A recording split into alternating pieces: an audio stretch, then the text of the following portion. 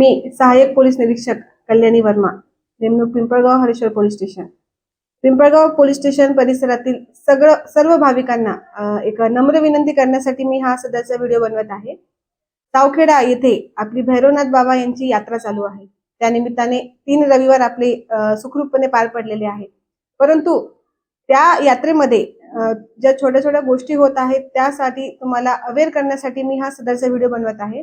माझी सर्व यात्रेसाठी येणाऱ्या सर्व महिलांना एक विनंती आहे की त्यांनी यात्रेनिमित्त येताना आपल्या अंगावरील दागिने हे घरीच काढून ठेवा. एक नकली मंगळसूत्र तुम्ही घालून तुमच्या आयुष्याची किंवा तुमच्या लग्नातली तुमची जी ओळख आहे ती तुम्ही वाचवू शकता. त्यासाठी यात्रेमध्ये येताना तुम्ही मंगळसूत्र न घालता एक नकली मंगळसूत्र घालून तुम्ही या. तुमच्या हातामध्ये जर पर्स असले किंवा इतर काही साहित्य असले त्याची तुम्ही काळजी करा. तुमच्यासोबत तुमचे लहान मुलं असतात.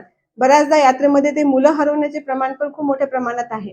तर मुलांची शक्यतो काळजी घ्या. लहान मुलं जर तुमच्या सोबत असतील तर त्यांचा हात सोडू नका.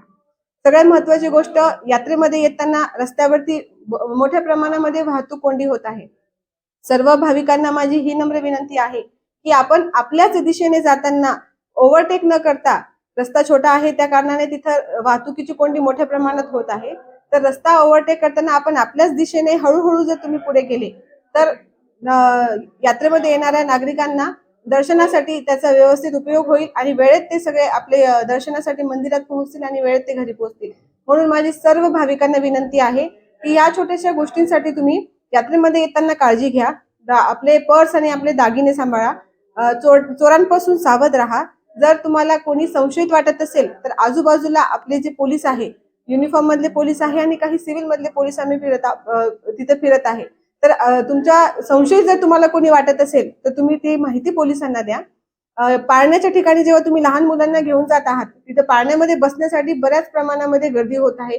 शक्यतो महिलांपासूनच सावध राहा, कारण की चोरणाऱ्या बऱ्याच महिलाच आहे. त्या कारणाने आपल्या आजूबाजूला कोण आहे याची आपण दक्षता ठेवा, लक्ष ठेवून राहा.